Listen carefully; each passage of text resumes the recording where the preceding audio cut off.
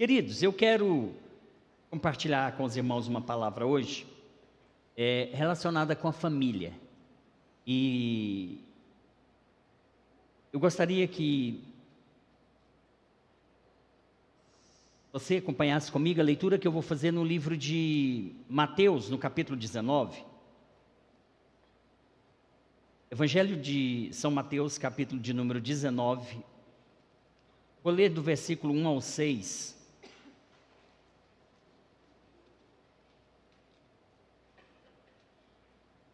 E nós vamos fazer uma reflexão sobre o tema família hoje. Vamos falar sobre o que Deus já propôs no nosso coração. Olha o que diz o texto de Mateus, capítulo de número 19.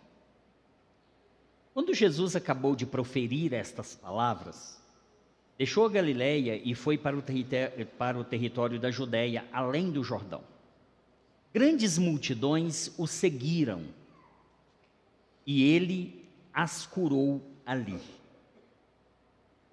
Alguns fariseus se aproximaram de Jesus e, testando-o, perguntaram: é lícito ao homem repudiar a sua mulher por qualquer motivo? Jesus respondeu: vocês não leram que o Criador, desde o princípio, os fez homem e mulher?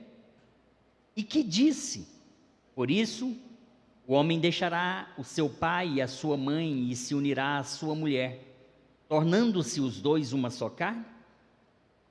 De modo que já não são mais dois, porém uma só carne. Portanto, que ninguém separe o que Deus ajuntou. Você pode dizer amém? Glórias a Jesus. Queridos, capítulo 19 de Mateus, ele vai falar sobre a questão do divórcio. E o texto aqui nos dá conta que, certa feita, Jesus é interrogado pelos fariseus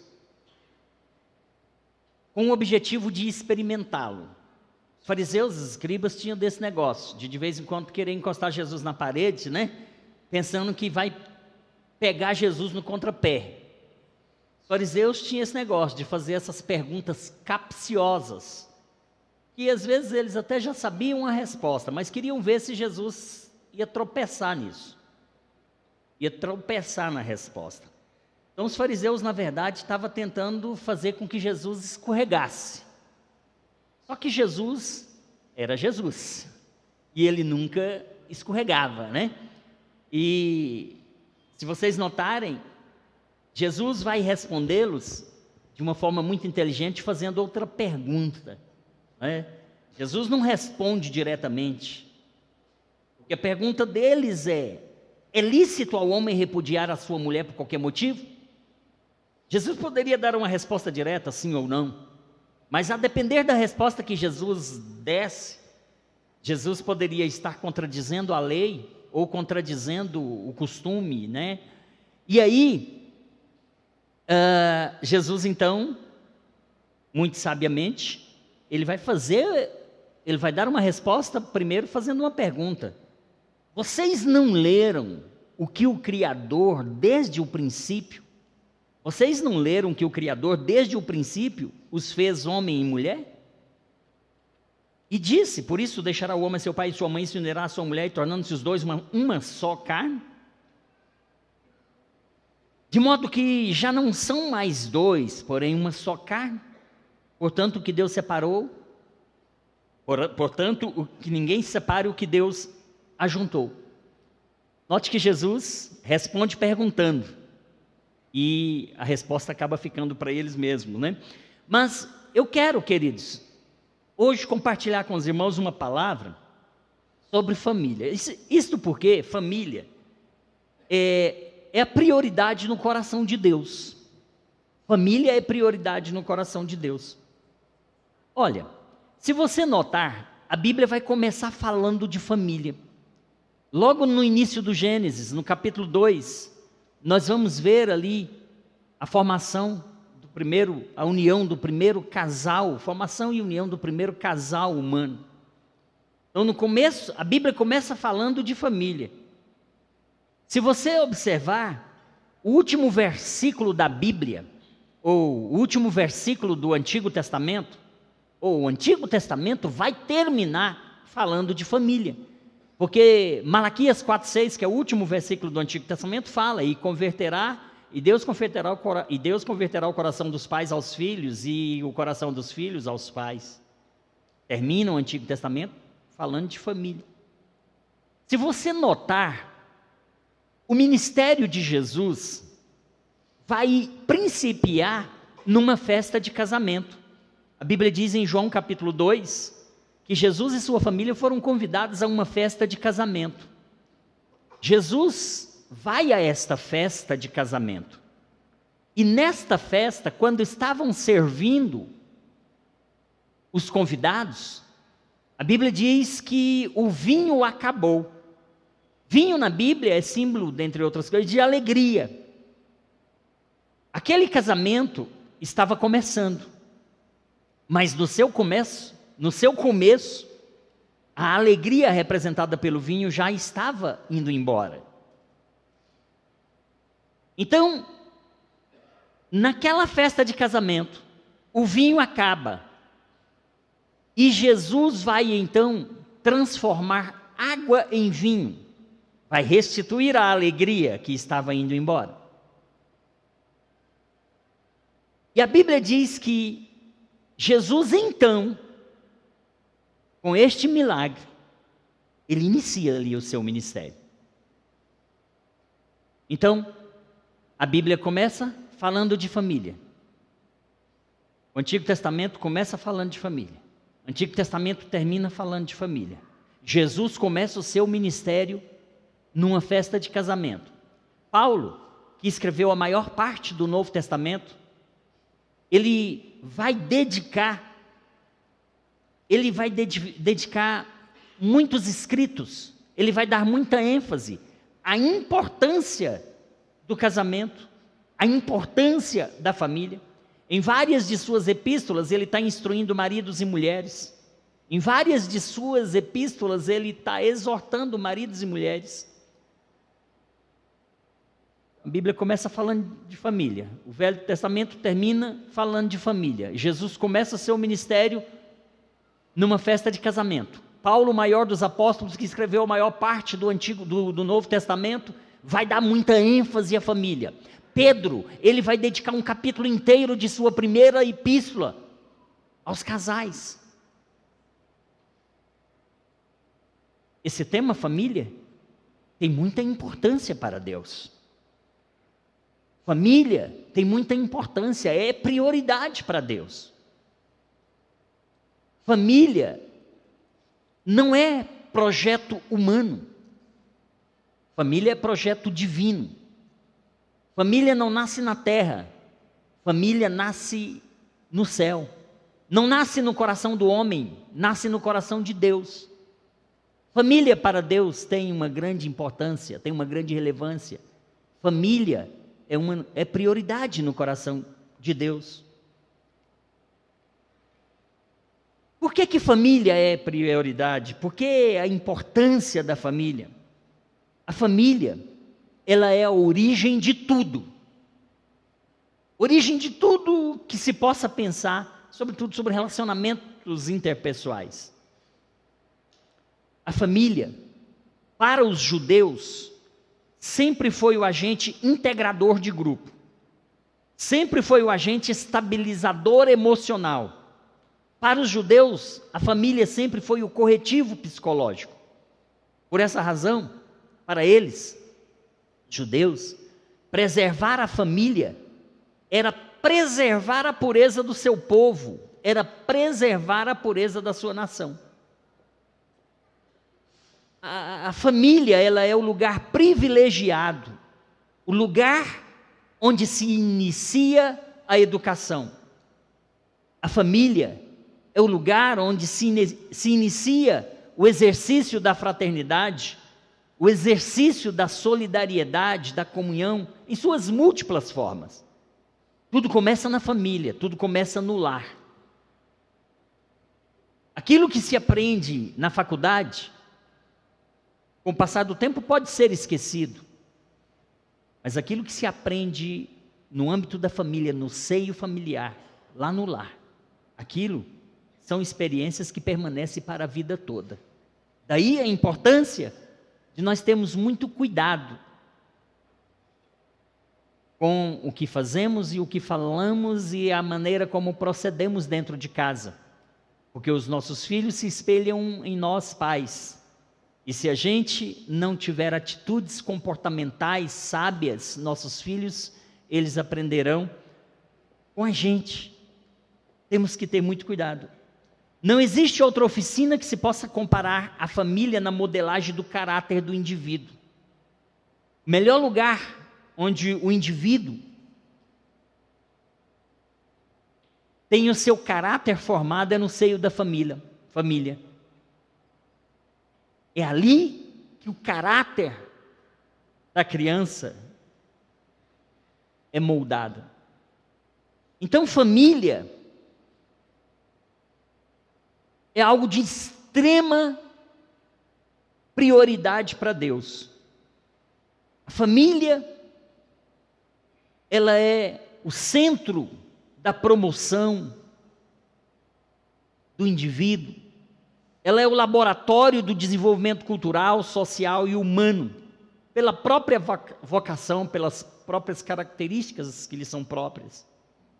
Tudo começa a partir da família. A família tem a virtude, ou tem a função de desenvolver as virtudes do homem em sua mais completa dimensão, tanto cultural, espiritual, material, social. A família, ela é a pedra na construção de um país. A família é a nascente do rio da civilização. A família é o espaço para o crescimento pessoal e coletivo. A família, ela é na família onde está o potencial e a força da igreja. A família, ela é a pedra angular da sociedade. Nenhuma civilização sobreviveu à dissolução da família. Sem família, nenhuma instituição pode realizar o seu propósito. Sem família, nenhuma instituição pode realizar o seu propósito. Sem família, nenhuma instituição exerce o seu impacto para o bem. A família é uma ordem da criação. A família é projeto de Deus. Família é projeto de Deus. Deus não desiste da sua família. Deus não desiste do seu casamento. Deus não desiste do seu lar. Porque família é prioridade para Deus. A sua família, ela não existe só para trazer felicidade para si próprio. A sua família existe para a glória de Deus. Porque a sua família foi criada por Deus. Então a sua família precisa glorificar a Deus. E não é por acaso que o diabo, desde sempre, ele fez da família o seu alvo principal. Desde sempre o diabo mirou a sua artilharia para destruir a família. Porque o diabo, ele se opõe a tudo que é projeto de Deus. Se a família é projeto de Deus, o diabo está contra. E ele luta para destruir. Então, nós temos que ter muito cuidado com a nossa família. Certo historiador e professor da Universidade de Harvard, em seus estudos, ele identificou 5 causas que levaram o Império Romano ao declínio. Esse professor, esse historiador, ele identificou 5 causas que fez com que o Império Romano viesse à queda. E essas 5 causas, dentre essas 5 causas que ele listou, a primeira causa que ele identificou foi a ruptura da estrutura familiar. Uma das 5 causas que levou o Império Romano à queda foi a ruptura da estrutura familiar. Se se destruir a estrutura da família, nada suporta. Inclusive a nação vem ao chão, vem à queda. Então, queridos, diante de tudo isso, a pergunta que se faz é: qual é o maior desafio? Qual é o maior desafio para a família nesse tempo que nós vivemos? Qual é o maior desafio? Qual é o maior desafio da família nesse tempo? É manter a família de pé. É não permitir que a família seja destruída. Nosso maior desafio é lutar para que a nossa família permaneça de pé. Porque nesse tempo em que nós estamos vivendo, há uma luta constante do diabo para destruir as famílias, para destruir os casamentos. Antigamente, quase não se ouvia, por exemplo, falar em divórcios. Hoje, 30% dos casamentos se desfazem nos primeiros anos de casado. Antigamente não era assim. No encontro de casais do ano passado, em Caldas Novas, eu ministrei uma palavra falando sobre a aliança do casamento. E ao preparar aquela palavra, eu fiz um estudo sobre essa questão da proteção da família pelo Estado. Porque se você ler a nossa Constituição hoje, no artigo 226, fala que a família tem especial proteção do Estado. Só que essa proteção hoje ela é de fachada. Hoje a nossa Constituição meio que não tem mais valor. Nossa Constituição já foi rasgada. Mas eu fui buscar a nossa história e compreender como foi isso antes. E eu fui desde o descobrimento do Brasil, pastor Samuel.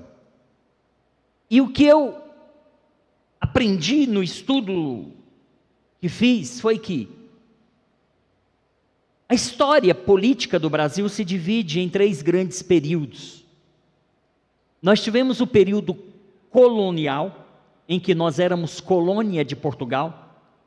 Esse período durou do descobrimento do Brasil no ano de 1500 até o dia 7 de setembro de 1822, quando Dom Pedro I proclamou a independência do Brasil. Então, de 500 a 822, período colonial. De 822 a 889, nós vivemos o período imperial. E nesse período imperial, nós tivemos 2 reis, Dom Pedro I, que proclamou a independência, e Dom Pedro II, seu sucessor. Mas no dia 15 de novembro de 1889, o Marechal Deodoro da Fonseca, ele proclamou a República. Então, o período colonial foi de 1500 a 1822, de 1822 a 1889 foi o período imperial. De 1889 até o tempo presente, nós estamos vivendo o tempo republicano, porque a República foi proclamada em 15 de novembro de 1889. Por que eu estou dizendo isso? Para esclarecer essas questões da proteção da família ao longo dos tempos. No período colonial, que foi do descobrimento do Brasil até a proclamação da independência no dia 7 de setembro de 1822, nós não tínhamos Constituição. E quem ditava as regras sobre a família e sobre o casamento, pastor, era a Igreja Católica. A igreja é que dizia as regras do casamento, como deveria ser feito e como não deveria. As regras do divórcio, que não existia. O casamento misto, que não existia. Só podia casar pessoas da mesma religião. Católico não casava com pessoas de outra religião. Então, no período colonial de 1500 a 1822, a igreja, ela exerceu uma forte influência sobre a família, e ela dirigia as normas, as leis sobre o casamento. Quando o Brasil foi proclamado independente por Dom Pedro I em 7 de setembro de 1822 até 89, no período imperial, a igreja continuou exercendo influência sobre o Estado. A igreja continuou exercendo influência sobre o Estado. Nas questões, sobretudo, de família, nas questões de casamento, por exemplo. Mas, quando chegou em 1889, que o Marechal Deodoro da Fonseca proclamou a República, houve uma separação total entre igreja e Estado. A partir de 1889, com a proclamação da República, igreja não se envolvia com o Estado, o Estado não se envolvia com a igreja, pelo menos na teoria. E a igreja então deixou de exercer influência diretamente na legislação ou juridicamente sobre família e sobre casamento. No ano seguinte à independência da República, a proclamação da República, em 1890, foi assinado um decreto pelo então Deodoro da Fonseca, que começou a mudar, porque agora não é mais a igreja que legisla acerca de família e acerca de casamento, agora é o Estado. E Deodoro da Fonseca, então, ele vai expedir um decreto, e nesse decreto ele vai disciplinar algumas questões. Nesse decreto ele vai dizer que todo casamento religioso deveria ser precedido de um casamento civil. Tanto é que hoje, nós, pastores, quando vamos fazer um casamento, nós não podemos fazer um casamento sem que antes o civil, a autoridade civil, o cartório de registro de pessoas físicas, emita uma habilitação autorizando o pastor a fazer o casamento. A gente até faz o casamento religioso com efeito civil, mas o cartório, a autoridade civil, tem que expedir para o pastor uma habilitação para que ele possa fazer o casamento religioso. Se um casal hoje quiser casar só no religioso, sem ter feito antes a habilitação no civil, o pastor comete crime. O pastor não pode fazer isso, só a título de esclarecimento. Então, em 1890, com a assinatura, a expedição desse decreto, foi disciplinado que todo casamento religioso tinha que ser precedido por um casamento civil.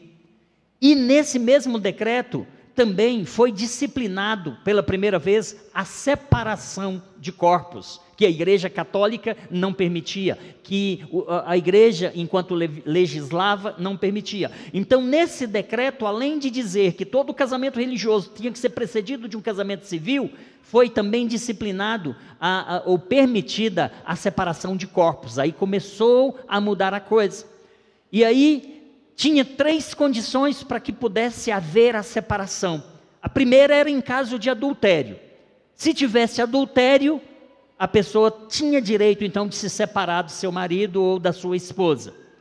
O segundo caso era o caso de sevícia ou injúria grave. Sevícia nada mais é do que maus tratos. Nada mais é do que hoje a gente chama de Maria da Penha, né? De agressão doméstica, era isso. Então naquela época, em 1890, em caso de adultério, pode separar de corpos, em caso de maus tratos, né?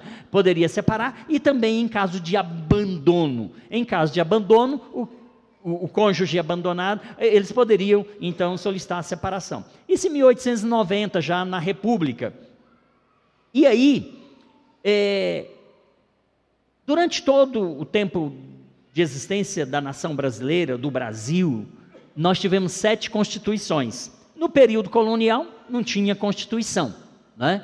A nossa primeira constituição, ela foi promulgada em 1824, logo após a independência. Tivemos a independência em 2022, durante 2 anos elaboraram a primeira constituição do Brasil, que foi promulgada em 1824. Nessa constituição, não se falava de casamento e não se falava de família, porque estávamos no período imperial e ainda era a Igreja Católica que cuidava disso. Então, essa Constituição não falava disso. Só na Constituição de 1934, que foi a terceira Constituição, porque em 1891 nós tivemos a segunda Constituição, logo após a proclamação. Então, em 1934, na terceira Constituição, aí, em seu artigo 144, veio então a primeira vez o preceito constitucional de proteção para a família. E aí o artigo 144 dizia: a família constituída pelo casamento indissolúvel está debaixo da proteção especial do Estado. Então, a partir de 1934, já na República, Igreja Católica não está influenciando mais, já existe separação entre Igreja e Estado, aí o Estado vem e coloca isso aqui na Constituição. Em 1937, nós tivemos a terceira Constituição, e nessa terceira Constituição também tinha um preceito de proteção à família, no artigo 124. A família, constituída pelo casamento indissolúvel, está sob a proteção especial do Estado. Em 1946, na quinta Constituição, no artigo 163, também traz a proteção da família. A família é constituída pelo casamento de vínculo indissolúvel e terá direito à proteção especial do Estado. Em 1967, a sexta Constituição nossa, no artigo 167, traz o mesmo texto: a família é constituída pelo casamento e terá direito à proteção dos poderes públicos. Parágrafo 1º, o casamento é indissolúvel.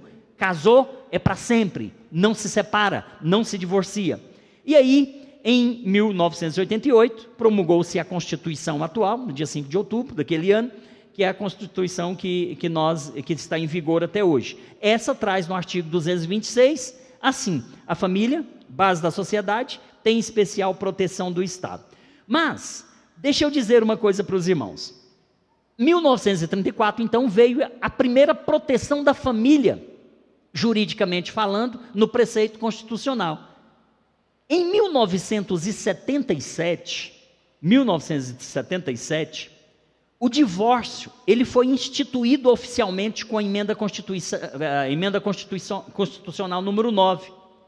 E essa lei, ela trazia uma inovação, porque ela permitia extinguir por inteiro os vínculos de um casamento e autorizava que a pessoa se casasse novamente com outra pessoa.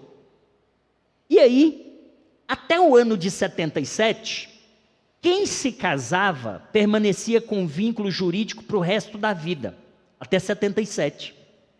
Com a emenda constitucional número 9 de 77, mudou essa situação. Caso a convivência fosse insuportável, poderia ser pedido o desquite que interrompia com os deveres conjugais. Então, queridos, com a lei aprovada, a lei do divórcio aprovada em 77, aí concedeu a possibilidade de um novo casamento, mas só uma única vez. E, com a Constituição de 88, definitivamente, liberou o casamento e o divórcio e o casamento tantas vezes quanto a pessoa queira. Por que eu estou falando dessa história para os irmãos? Para mostrar uma coisa. Enquanto a igreja, que é sal, que é luz, exercer influência, nós estaremos em condições melhores. Quando a igreja se calar, quando a igreja omitir, quando a igreja cruzar os braços, outros vão tomar conta e vão fazer o que quiser da nossa nação. Note que no período colonial, até 1822, a igreja é quem ditava as regras. Não tinha divórcio. Eram casos raríssimos. Eram exceções. No período imperial de 22 a 89, de 822 a 889, a igreja católica, a igreja ainda exercia forte influência sobre a família e sobre o casamento. Mas a partir de 1890, com a proclamação da República, dali para cá, a igreja e Estado se separaram totalmente. E o Estado começou a fazer do jeito que ele quis, esquecendo a Bíblia. Porque a igreja se pautava na palavra de Deus. O Estado, ele não se pauta na palavra de Deus. Ele se pauta na vontade social. Deixa eu abrir um parênteses aqui, para puxar um ponto para a sua reflexão. Tem pessoas hoje que falam, a igreja não tem que se envolver com política. Igreja não tem que se envolver com essas questões, o crente não tem que se envolver com política. Eu ouço muito essa frase, sobretudo em épocas de campanhas eleitorais. Nós não estamos em época de campanha, só estou refletindo com você. Irmãos, a igreja precisa sim exercer influência em todo o tempo e em todo lugar. Se você é desses que pensa que a igreja não tem que se envolver com essas questões, você está equivocado.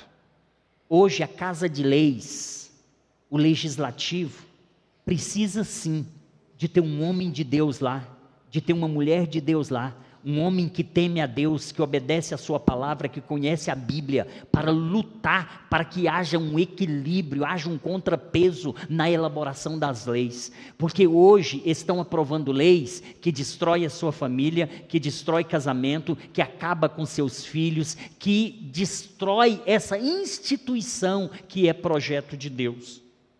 Então, pense nisso, enquanto a igreja exerceu influência juridicamente, a família estava mais bem protegida.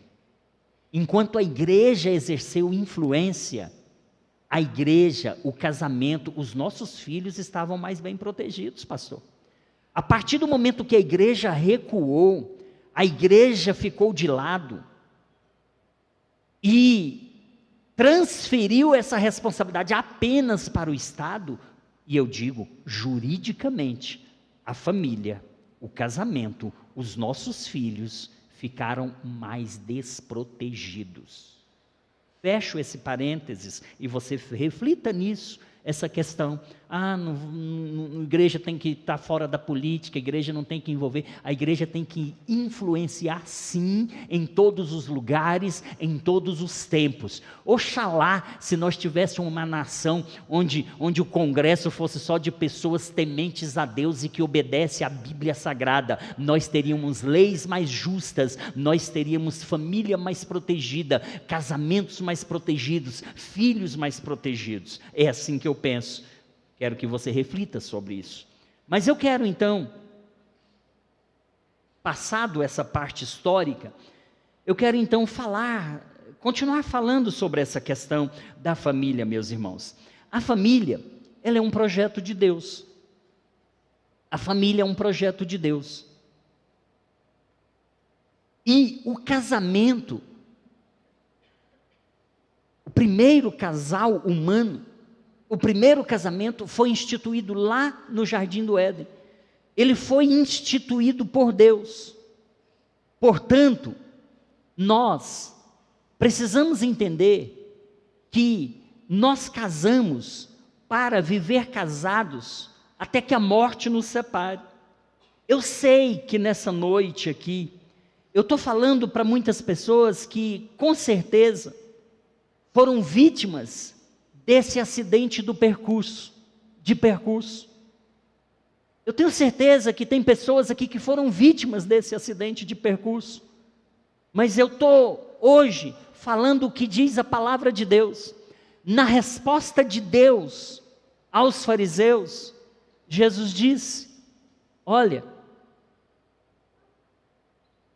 lestes o que está escrito?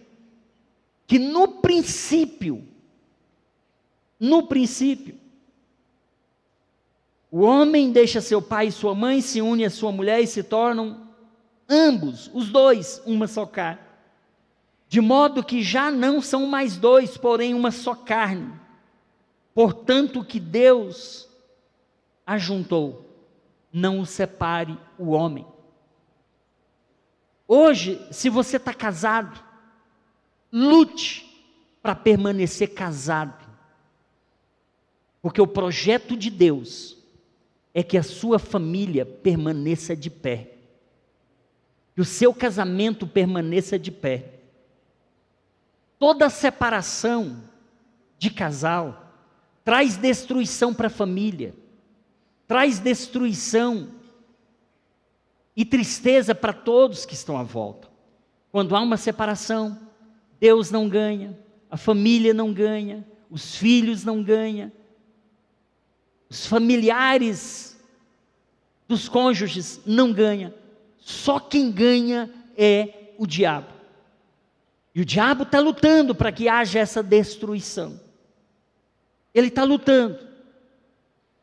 Mas eu quero profetizar nessa noite: a sua família é bendita pelo Senhor.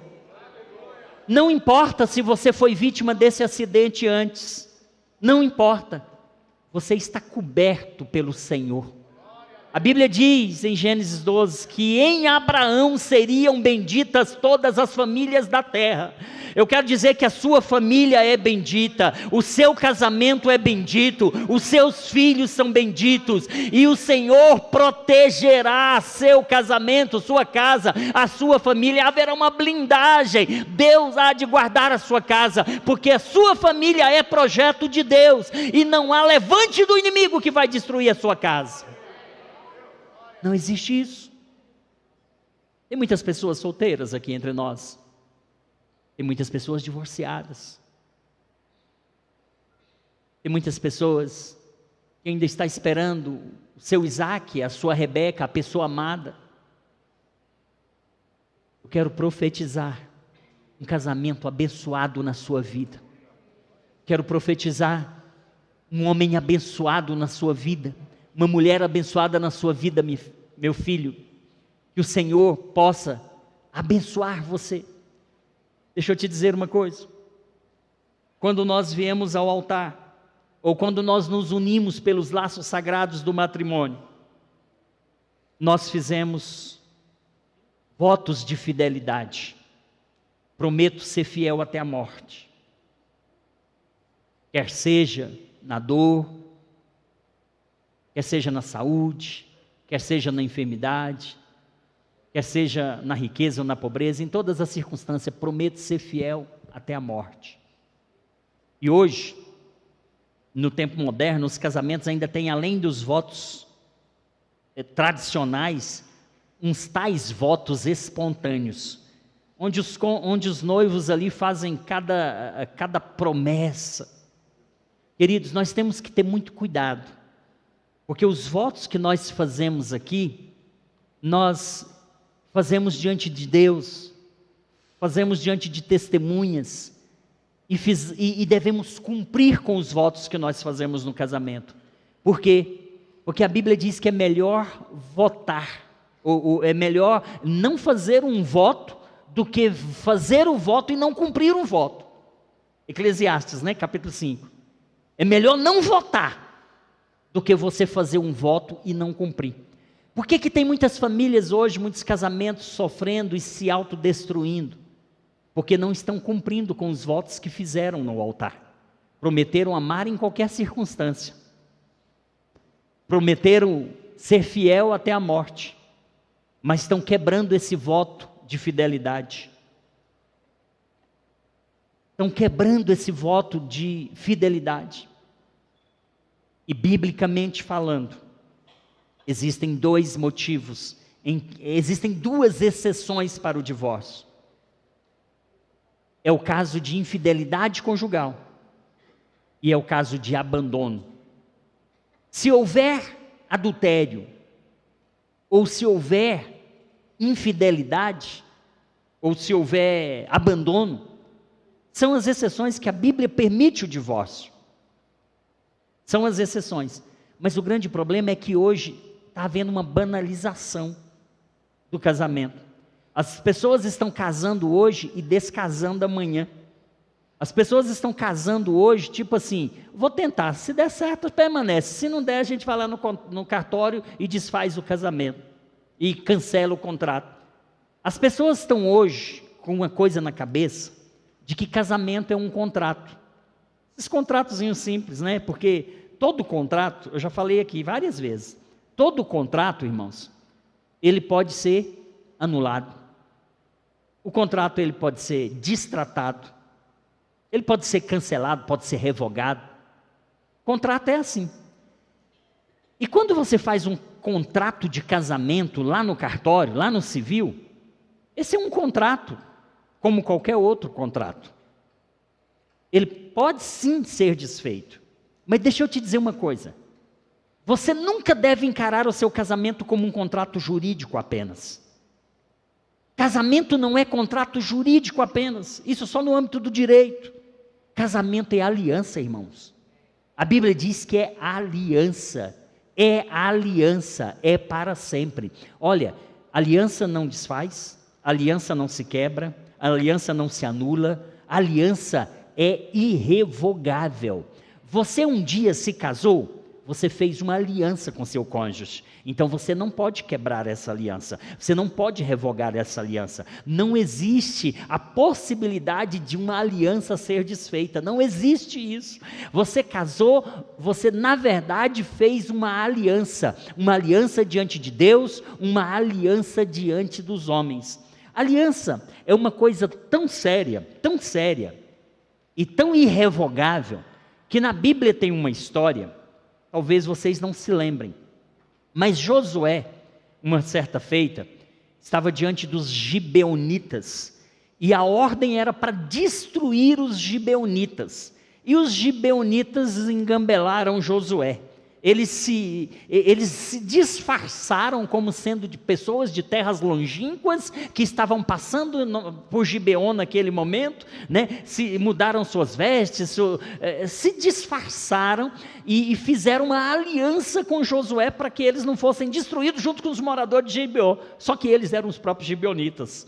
Esse grupo, eles fizeram uma aliança com Josué, e depois foi descoberto que a aliança tinha sido feita com os próprios gibeonitas, e tinha uma ordem para destruir os gibeonitas. Aí Josué diz: destruam a todos, mas esses aqui vocês não vão destruir, porque tem uma aliança com eles, e a aliança não se revoga, a aliança não se quebra. E Josué preservou aqueles gibeonitas que o enganou, porque ele tinha feito uma aliança, e Josué entendia que a aliança é irrevogável, que a aliança é inquebrável. A relação, o contrato que você fez com seu cônjuge, não é um contrato apenas de cartório, você fez uma aliança diante de Deus, e essa aliança é irrevogável, essa aliança é inquebrável, essa aliança jamais pode ser desfeita, é até que a morte os separe. Com isso serão abençoados vocês, seus filhos e os filhos de seus filhos, porque casamento é projeto de Deus, tem a bênção de Deus, amém? Entenderam? Então, se você casou, vai ter que permanecer casado, irmão. Ah, tá difícil, te vira. Você casou, não tem como revogar esse negócio não, é até que a morte os separe. Ah, pastor, vou descasar e casar de novo. Aí você está na contramão da direção bíblica. Ah, é só divorciar e arrumar outro e casar de novo. Você está na contramão da direção bíblica. Não faça mais isso. Não faça mais isso. Hoje você está casado. Permaneça casado. Haja o que houver. Aconteça o que acontecer. Seus filhos agradecerão. Porque você tem uma coisa que está destruindo hoje a mente e o coração dos filhos, achatando a alma dos filhos, é ver seus pais separados.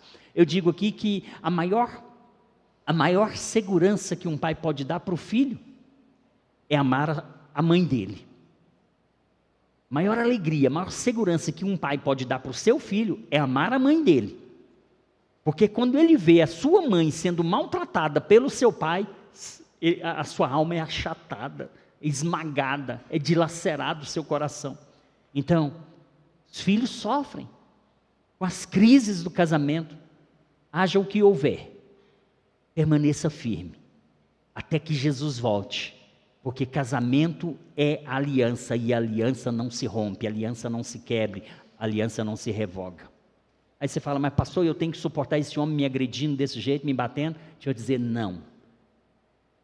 Nenhuma mulher aqui, nenhum homem aqui casou com uma mulher para maltratar a mulher. A mulher é uma princesa, você tem que cuidar, você tem que carregar no colo, você tem que acariciar, você tem que amar. Se tem mulher aqui sendo agredida por homem, maltratada por homem, não tenha medo e nem procure pastor. Delegacia mais próxima, Maria da Penha nele. Você não foi casada para apanhar de marido. Pastor não tem autoridade para aconselhar marido que está batendo em mulher, não. Não tem, desculpe, queridos. Mas mulher não foi feita para apanhar. Mulher foi feita para ser amada. E tem muito marido, inclusive dentro da igreja, destratando, maltratando mulher. Eu fico muito indignado com maridos que batem em mulher, que maltrata a mulher, que xinga, que achata aí o seu psicológico. Engraçado. Lá em 1890, no decreto de Marechal já dizia: sevícia e injúria grave não permanece junto, separa.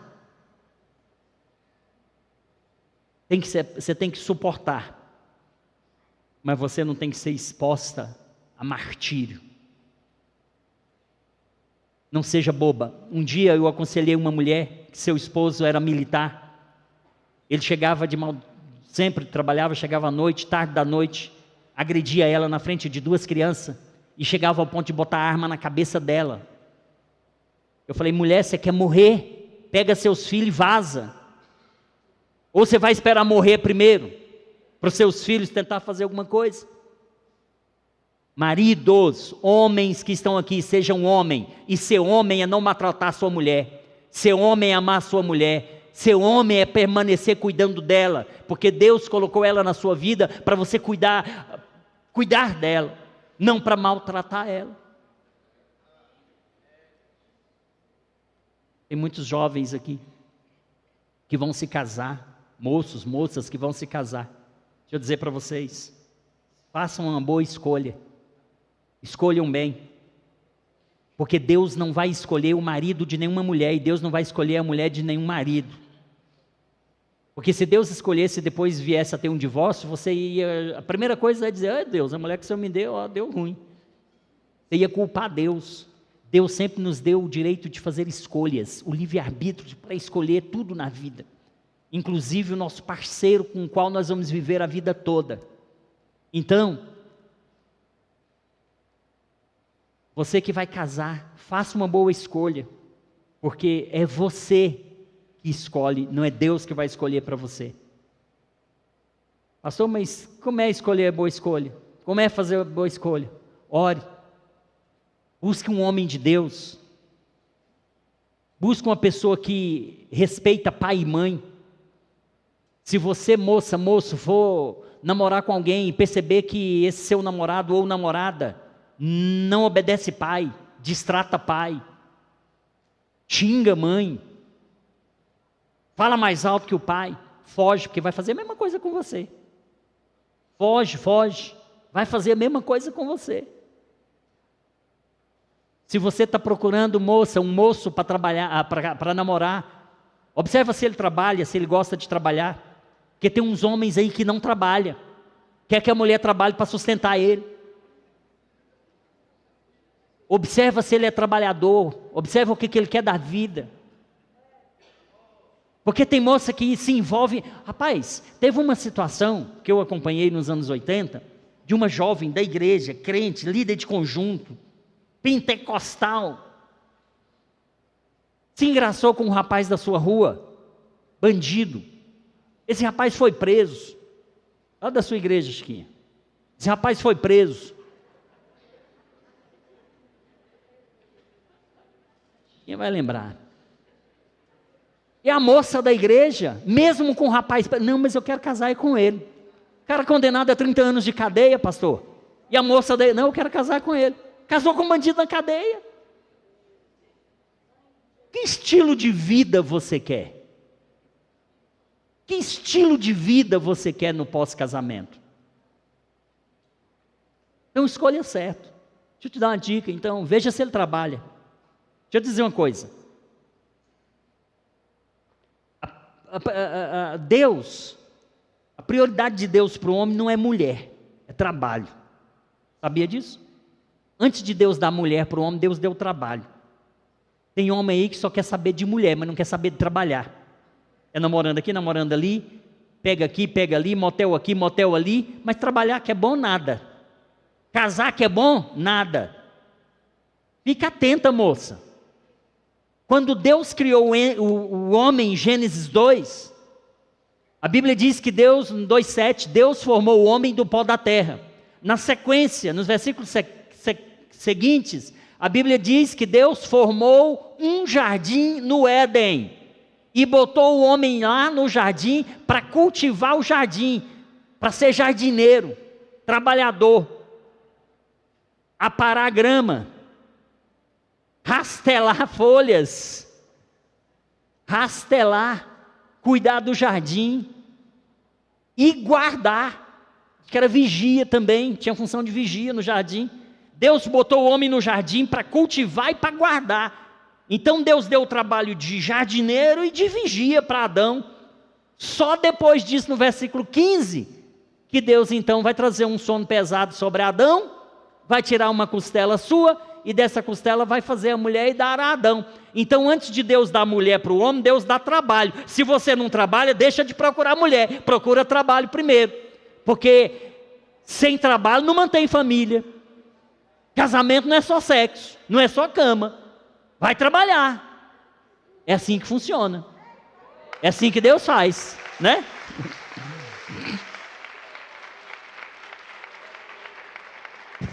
Eu fico impressionado, gente, com mulheres que entram em umas barcas furadas.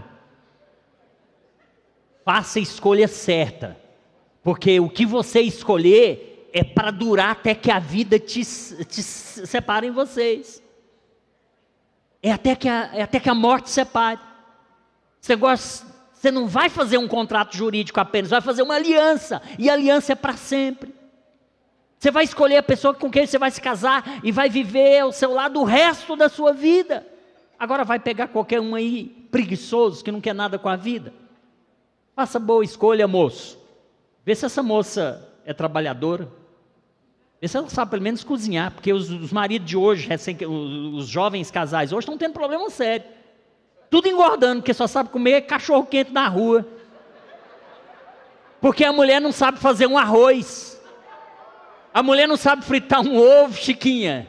Misericórdia, meu Deus. Esses jovens, esses casais mais recentes estão hoje... A gente antigamente era chamado para aconselhar casal, o negócio era sério, era problema muito sério. Hoje a gente está sendo chamado para aconselhar casal porque a mulher não faz comida, porque a mulher não limpa a casa. Gente, mulher, mãe, você tem que ensinar a sua filha. Não entregue a sua filha para um homem sem que ela saiba pelo menos fazer o básico lá. Porque senão ela vai ter problema. Esse rapazinho aí, ele saiu da casa da mãe dele, que era uma exímia cozinheira. E ele gostava muito da comida da mãe dele. E chega em casa, as panelas vazias. Aí tem que ir para a casa da mãe. É o que está acontecendo hoje. O filho vai comer na casa da mãe porque a mulher não faz comida. Vai comer no cachorro-quente, na jantinha ali na esquina. Então preste atenção, gente. Preste atenção. Vocês vão entrar numa união. E essa união é para o resto da vida. Moça, se preocupe com isso. Ah, não. Gente, eu tenho um iFood instalado aqui no meu celular. Qualquer coisa, só chamar, né? Aí gera custo. Eles estão gastando mais com alimentação na rua do que com qualquer outras coisas dentro de casa. O salário não dá nem para pagar os iFoods da vida. Imagine as outras despesas de casa. Então, meus irmãos, casamento, nosso desafio nesse novo tempo é lutar para manter a nossa família de pé. Haja o que houver, venha o que vier. A nossa casa precisa estar construída sobre a rocha. Jesus, no finalzinho do Sermão da Montanha, capítulo 7 de Mateus, versos 24 a 27 ou 28, não sei, vai dizer o seguinte, que ele compara o homem prudente àquele que edificou a sua casa sobre a rocha. Desceu a chuva, assopraram os ventos, correram os rios e deram contra aquela casa. E aquela casa não caiu, porque ela estava edificada sobre a rocha. Agora, diz também que o homem imprudente, ele é comparado, ou aquele que ouve e escuta essas minhas palavras, ele é comparado ao homem prudente. Aquele que não escuta as minhas palavras, ele é comparado ao homem imprudente, que edifica a sua casa sobre a areia. Desce chuva, sopra vento, corre rio, dá contra aquela casa, e aquela casa cai. E é grande a sua destruição, porque ela estava edificada sobre a areia. Nosso maior desafio hoje é manter nossa família de pé. Haja o que houver. Está em crise? Lute para que a crise passe.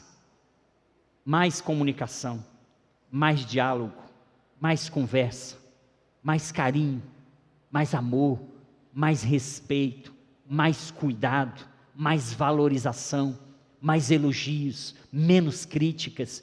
Vamos fazer o que a gente puder para a gente manter o nosso casamento, a nossa família de pé, irmãos. Haja o que houver. O nosso desafio é: vamos manter a nossa família de pé. Haja o que houver. Porque o diabo quer destruir, o diabo quer acabar, o diabo quer afastar os nossos filhos de nós, o diabo quer separar pais, quer separar casamentos, mas a ordem de Deus é: sua família, a instrução de Deus, a bênção de Deus é: a sua família é bendita no Senhor. Talvez o seu casamento nessa noite está por um fio. Fiquem de pés. Talvez o seu casamento está por um fio.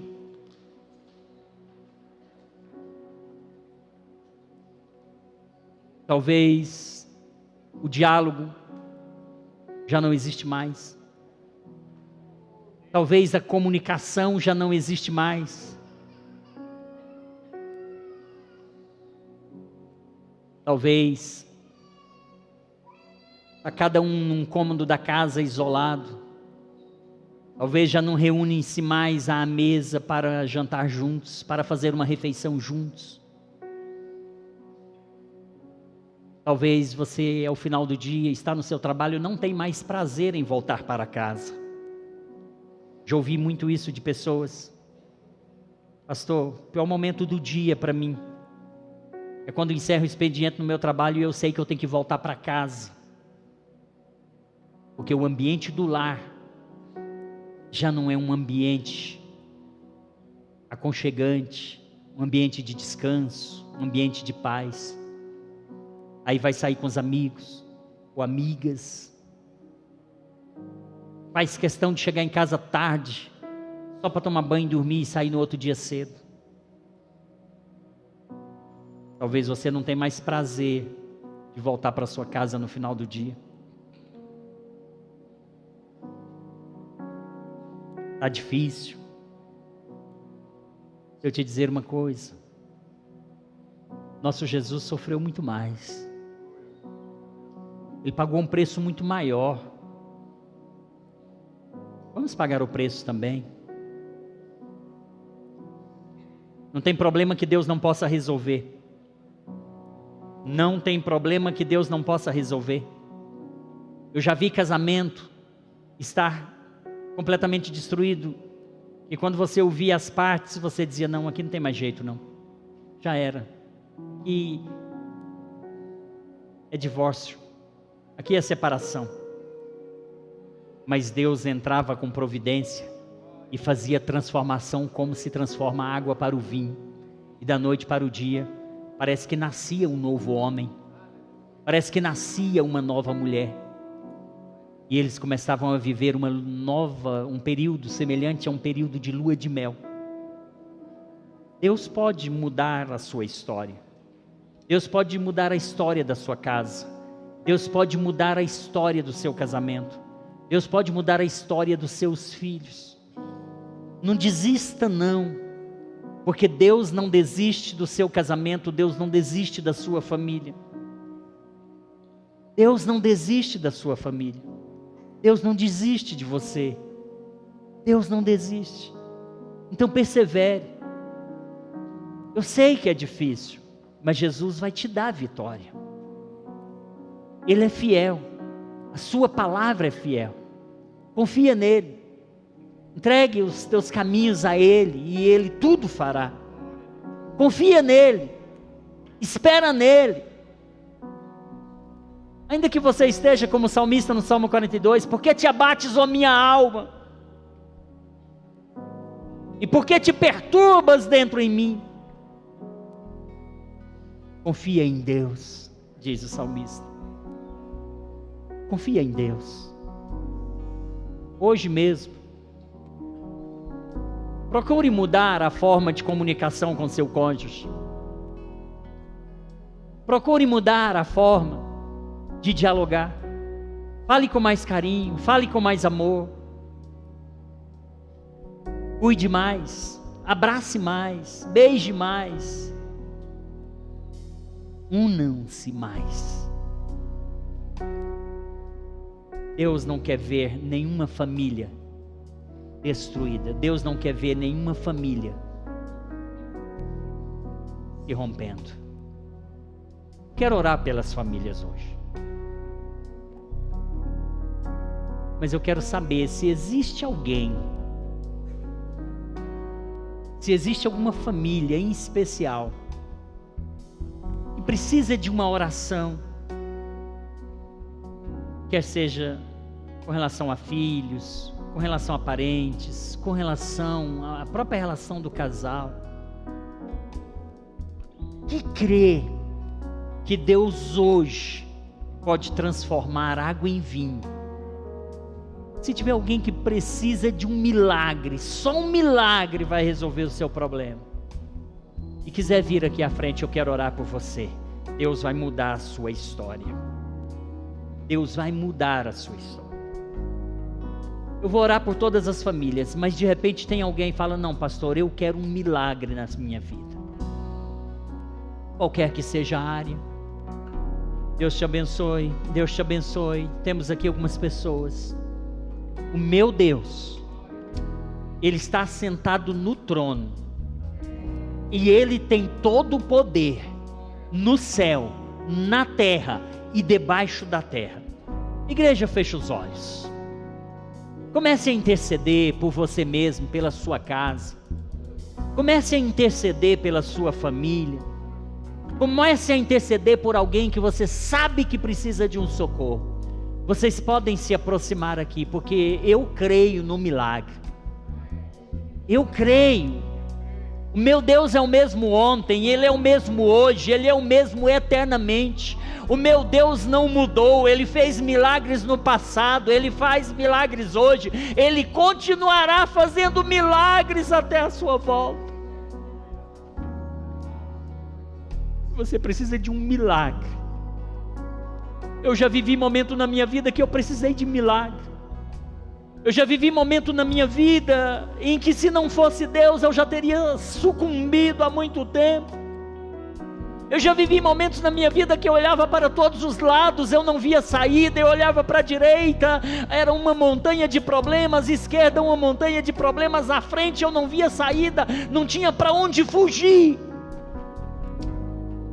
Eu estava como que se num cilindro, envolto em problemas. Mas deixa eu te dizer uma coisa. Quando eu estava nessa situação, olhando para os problemas que estavam à minha volta, eu não via saída. Aí eu tirei os olhos dos problemas que estavam à minha volta e olhei para cima. E lá de cima veio o meu socorro.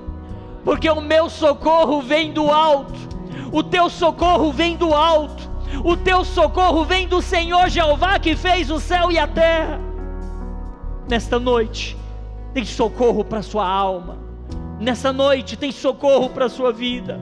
Feche os seus olhos. Deus, em nome de Jesus, meu Pai, eu ministro sobre essas vidas. Os teus filhos vieram aqui, Pai, porque precisam de milagre.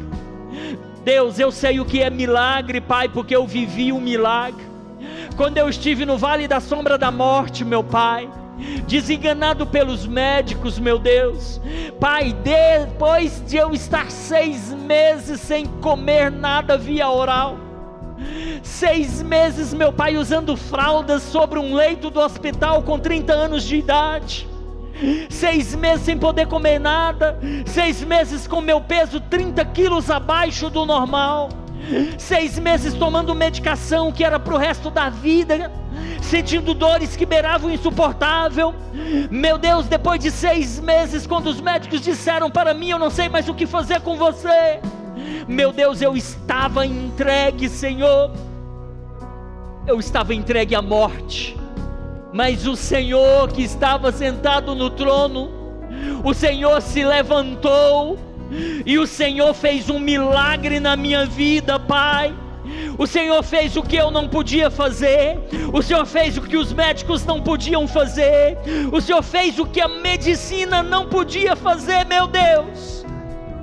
Talvez assim estão pessoas aqui nesta manhã, diante de circunstâncias, ó Pai, onde sua capacidade não é suficiente para resolver esse problema. Meu Deus, o Senhor conhece o coração, o Senhor conhece a mente, o Senhor conhece a necessidade.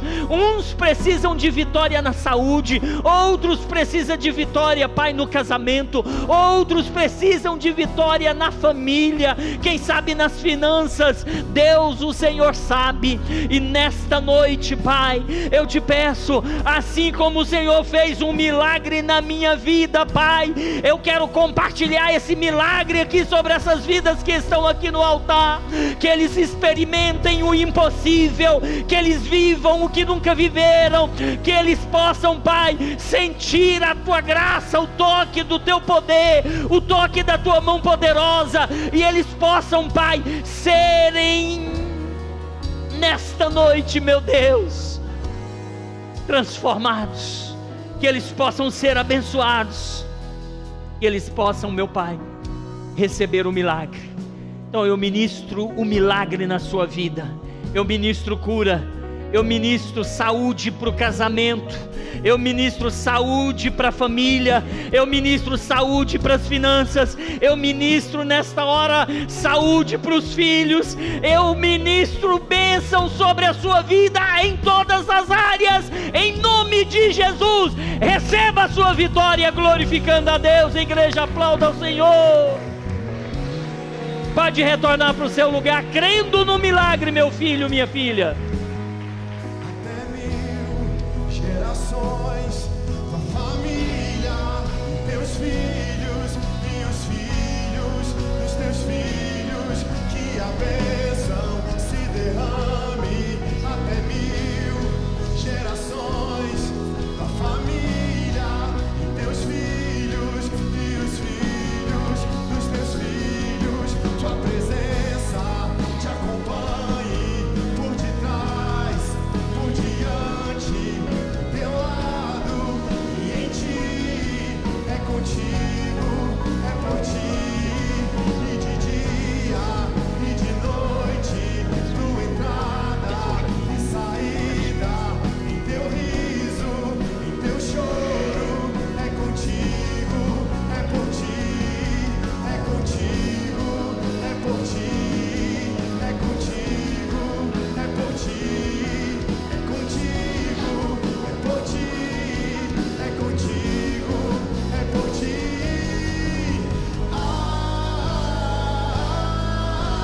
Amém,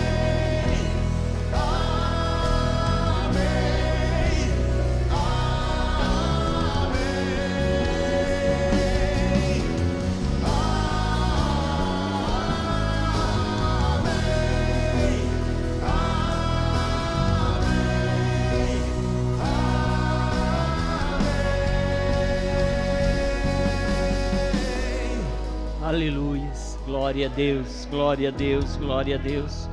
Nós vamos encerrar agora, mas antes eu preciso saber, tem alguém aqui nesta noite que ouviu essa palavra e sentiu o toque do Espírito Santo falar com você e quer entregar a sua vida para Jesus, quer reconciliar com Jesus?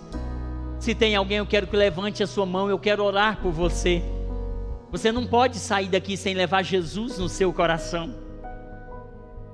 Foi Ele que te trouxe aqui, Jesus te trouxe aqui nesta noite para ouvir esta palavra, porque Ele marcou um encontro com você aqui. Tem alguém que quer entregar a sua vida, aceitar a Jesus, reconciliar com Jesus, para que o seu nome seja escrito no livro da vida? Tem alguém nesta hora? Faça um sinal, eu vou orar por você. Onde você estiver aí, faça um sinal, eu vou orar daqui. Jesus vai abençoar a sua vida aí. Tem alguém nesta hora que quer entregar a sua vida para Jesus? Se não tem, nós vamos encerrar esse culto. Que você tenha uma semana próspera, que você tenha uma semana abençoada, que tudo quanto intentar o seu coração fazer essa semana tenha a aprovação e a bênção de Deus. Que os seus projetos, os seus sonhos sejam concretizados em nome de Jesus. Que onde você pisar a planta do seu pé, abençoado seja. Que onde você puser a sua mão, abençoado seja em nome de Jesus. Agradeçamos a Deus, Pai, te louvamos, te damos graças nesta hora, Pai, por tudo que o Senhor nos proporcionou nessa noite. Abençoa cada família aqui representada, Pai. Que todos tenham uma semana próspera, uma semana abençoada, uma semana de boas notícias. Deus, que o Senhor possa levar os seus filhos em paz para o seu lar.